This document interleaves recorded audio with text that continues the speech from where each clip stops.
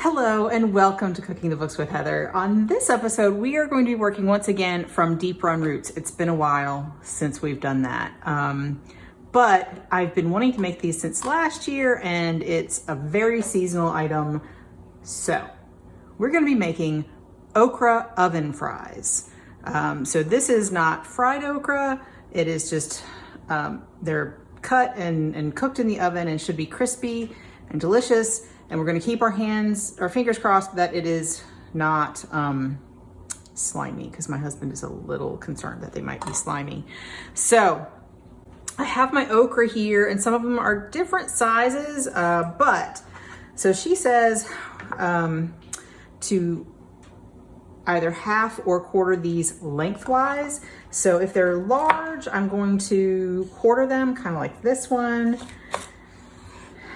And then if they are smaller, I'll just half them. She did leave the tops on this. I'm just cutting off sort of the brown bit off the top, but otherwise leaving them whole, leaving the top on. I don't think you could do this with frozen okra. You can make fried okra from frozen okra, especially if it's sliced, because usually it is pre-sliced when you buy frozen okra, but you can't make this with frozen, so I kind of had to wait until it came back into season. So I have my oven heated to 400 degrees because that is what we are. I hate this. They're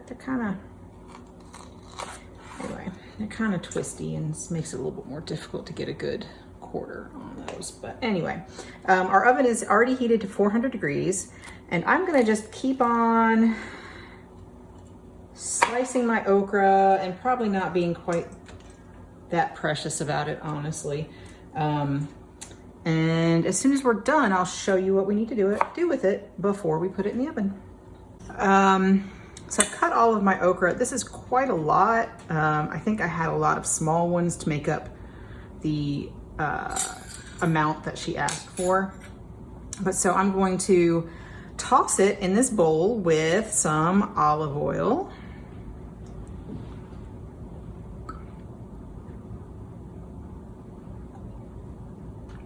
There we go. We need some salt, you know, that's pretty standard. And the unusual ingredient here is some coriander.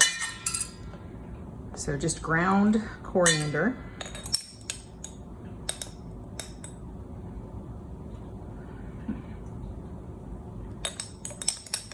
I'm gonna have to get some more of this sometime soon. There we go.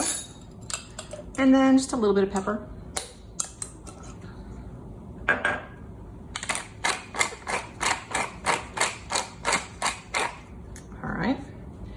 We're gonna toss this. I wanna see how my tossing skills go.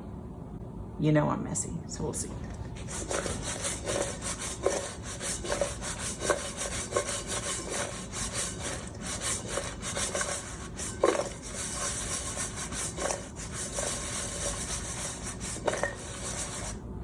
I feel like that got it pretty well combined there, that they're all sort of have some coriander on them at least, because that I can tell. All right, so let me clean this up just a little bit. So I have 2 baking sheets here because I feel like we're not going to be able to give them enough room on one baking sheet. So I'm just going to try to put about half of them on here and the other half on the other one. And then we're gonna spread these out. I'm gonna need a spatula anyway, so I'm gonna spread these out with my spatula. And the important part here is that these get separated enough that they don't steam. So if you know how if you're roasting vegetables and you have too many on your pan, they don't get really roasty, they just kind of steam instead of getting crispy and beautiful. So almost done there. I definitely needed 2 pans for this, for sure. All right. So my preheated oven, I will have to switch these around because, you know, I can't put 2 pans on one rack. They just don't fit that way. But I'm going to roast them for, let's see, 15 minutes, I think, 10 minutes. And then we're going to take them out, toss them around, and then switch them around. So rotate them. If I have one on the top and one on the bottom, they'll switch and turn around and all that kind of thing. And then we're gonna cook them for another 10 to 15 minutes. But we'll be back here to show you what they look like after 10 minutes. Okay, here is one of my pans after about 10 minutes, and we're just supposed to toss it around and spread it back out.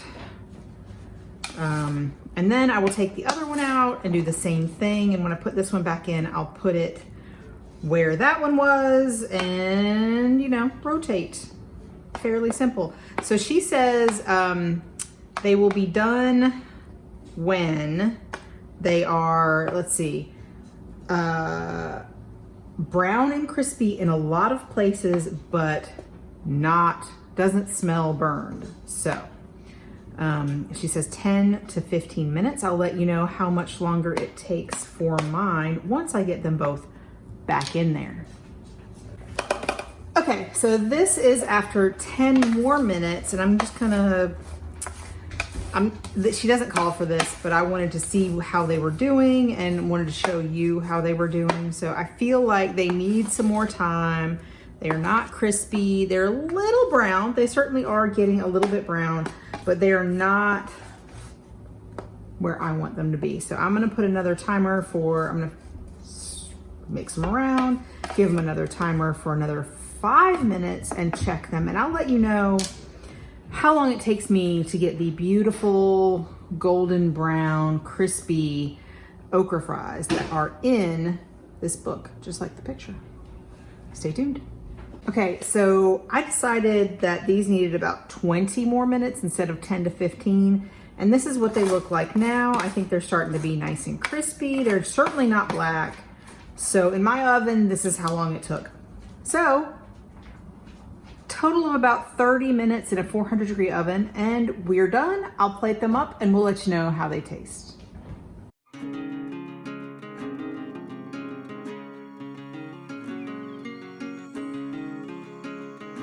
On this episode of Cooking the Books with Heather, you watched me make okra oven fries.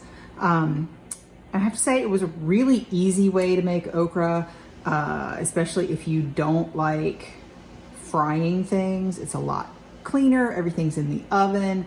All you get dirty is a sheet pan or two, and it ends up with crispy, delicious okra with no slime, that you can eat like French fries. So yeah, I'm all for this recipe, and I will definitely be doing it again. Yeah, I certainly recommend that if you think you don't like okra, you should try it. If you think okra is always slimy, if you think anything but fried okra is awful, you should try this recipe. As long as you follow the directions and make sure it has plenty of room on your sheet, it should work out just fine. Might have to cook it a little bit extra like I did, but it should work out just fine. Also, I was gonna say there's ground coriander in this. I couldn't pick that out flavor-wise, especially we did dip it in some, I think ranch dressing, the ranch ice cream that we had from the previous fried okra in this recipe. We had some, I let it melt. We dipped it in that. So that sort of hid any of those flavors, although I did try it by itself. It's not a huge flavor, so if you don't like coriander, you can make it without. You could add other flavors if you like, but I think this is a great recipe. You should try it.